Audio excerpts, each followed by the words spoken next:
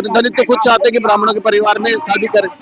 आप इस एक तो है जो आवाज उठा रहा है, किसी के अंदर तो जज्बा, आज से पहले तो किसी मंत्री को नहीं देखा हमने, संतरी को नहीं देखा कि आवाज उठा रहा हो स्वर्णों के लिए। हमारे विधायक का तो मुझे मालूम नहीं, लेकिन मुझे इतना मालूम है कि आरक्षण के विरोध में जो अपनी आवाज उठाई है। नमस्कार दोस्तों, आप देख रहे हैं बाइट विद कशिश। इस वक्त एक पोस्टर नजर आ रहा है, फिर उस पर चर्चा की जाएगी। इसमें लिखा है कि एडवोकेट अनिल मिश्रा जी को रिहा किया जाए, जय परशुराम। आपको अच्छे से याद होगा कि अनिल मिश्रा का नाम लगातार सामने आ रहा है, क्योंकि वो मध्य प्रदेश के हाईकोर्ट के वकील है और उनको लेकर लगातार ये कहा जा रहा है कि वो बाबा साहेब या फिर अम्बेडकर के खिलाफ है। वो कहते हैं कि BN राव ने संविधान बनाया है, बाबा साहेब की यहाँ कोई भूमिका नहीं थी। तमाम तरीके के सवाल यहाँ पर बने हुए हैं और कल भी तस्वीरें हमने देखी थी। क्या कुछ आई थी? क्या नाम है आपका? मेरा नाम प्रेम है, मैं दिल्ली से हूँ। मैं पोस्ट देखा फेसबुक में, अनिल मिश्रा जी आरक्षण के विरोध में अपनी आवाज उठा रहे हैं, जो कि मैं भी खुद एक ब्राह्मण समाज से हूँ। मुझे मालूम है मेरे बच्चों को कितना स्ट्रगल करना पड़ा है।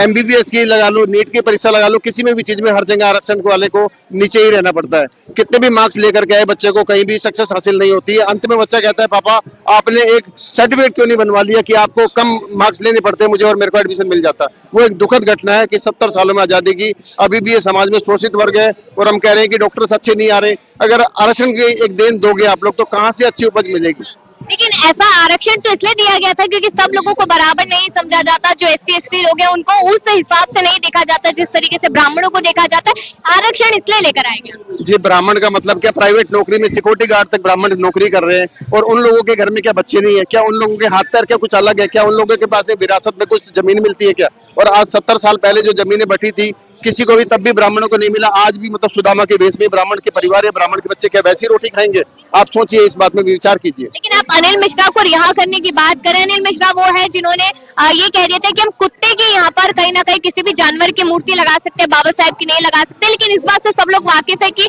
बाबा साहेब यानी कि जो बाबा साहेब अम्बेडकर थे, उन्होंने ही संविधान की रचना की थी। देखिए, बाबा साहेब का तो मुझे मालूम नहीं, लेकिन मुझे इतना मालूम है कि आरक्षण के विरोध में जो अपनी आवाज उठाई है। संविधान कौन लाया? संविधान अभी जो शुरू से हम पढ़ते आ रहे हैं, बाबा साहब अम्बेडकर का नाम सुनने में आ रहा है और अभी भी मैं बाबा साहब अम्बेडकर की इज्जत करता हूँ, सम्मान करता हूँ। लेकिन कहीं ना कहीं आरक्षण का दंश तो हम लोगों को है, हम लोगों के बच्चों के लिए है, आने वाली पीढ़ी के लिए है कि आदमी समाज में हर चीज ले दे करके बराबरी का हकदार तो चाहिए ना।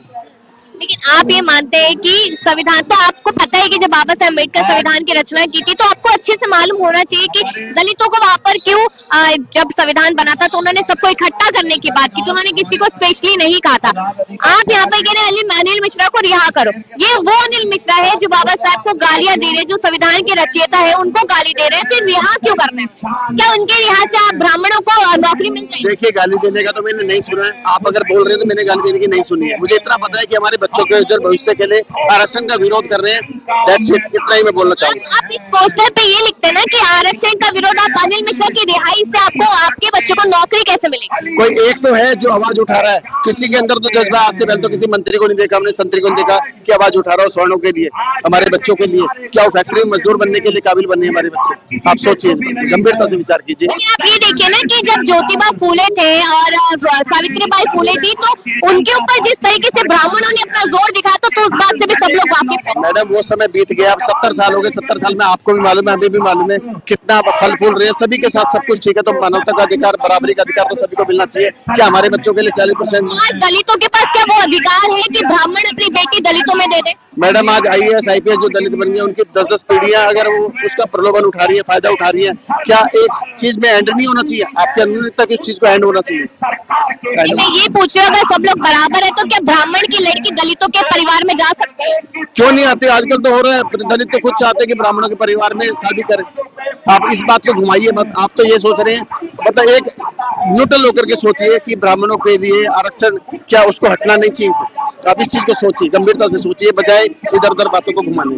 अगर सब लोगों को बराबर समझा जाएगा तो मुझे भी लगता है कि आरक्षण की जरूरत नहीं है। अभी जो इतने नेता लोग हैं, जो सब कुछ है, अभी भी शोषित है क्या? अभी भी शोषित है, आरक्षण का फायदा लेते लेते 70 सालों में। आप देखते होंगे ना, दलितों के साथ आए दिन कितनी खबरें आती है कि उन्हें आज भी नहीं पानी पीने दिया जाता, आज भी उनके साथ गलत किया जाता। ऐसा कुछ भी नहीं है। अगर आप लोग मीडिया में अगर सच्चाई दिखाएंगे तो ऐसा कुछ भी नहीं है, और आप लोग मनगढ़ंत कहानी बनाएंगे तो सब कुछ है।